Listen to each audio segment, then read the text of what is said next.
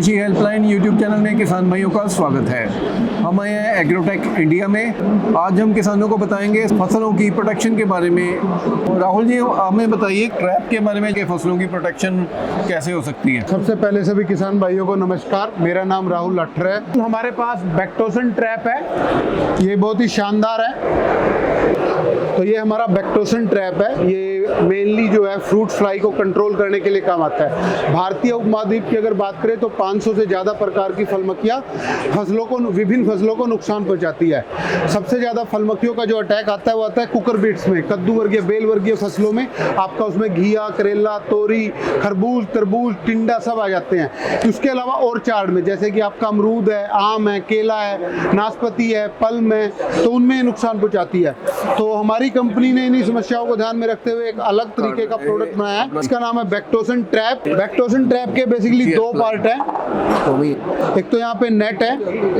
इस नेट के अंदर अगर आपकी फसल है जैसे कुकुरबिट्स, तो उसके लिए हम मेलन फेरोडिस का प्रयोग करेंगे। इस पैकेट के अंदर 2 कैप्सूल हैं। एक कैप्सूल की अगर हम वैलिडिटी की बात करें तो 45 दिन तक चलता है।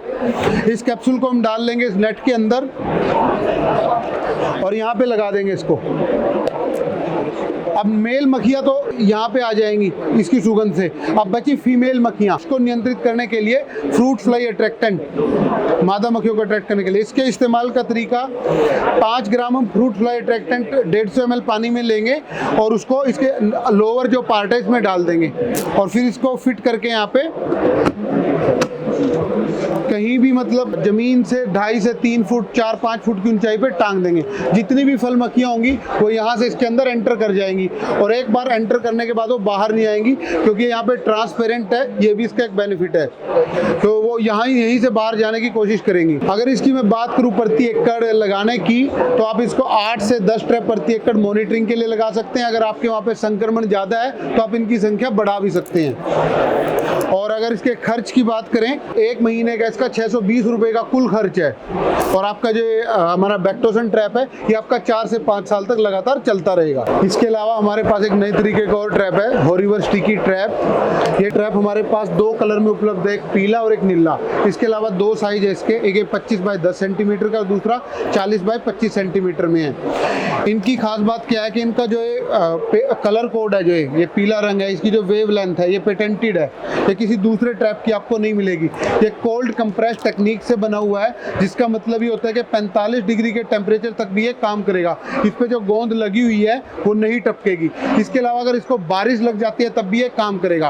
पीला जो ट्रैप है वो आपके सकिंग पेस्ट को नियंत्रित करने का काम करता है। उसमें सबसे पहला आता है आपका एफिड, अल और चेप्पा बोल देते हैं उसको। फिर व्हाइट फ्लाई में जिसको सफेद मक्खी बोल देते हैं हम। इसके अलावा जैसिड, हरा मच्छर भिंडी और बैंगन में, और इसके अलावा कपास में बहुत ज्यादा आता है।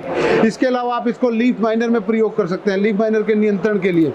और थ्रिप्स में भी ये काम करेगा। इसके अलावा जो ये वाला ट्रैप है हमारा नीला, ये सिर्फ और सिर्फ थ्रिप्स में काम करेगा। और ये इम्पोर्टेड है, मेड इन जर्मनी है।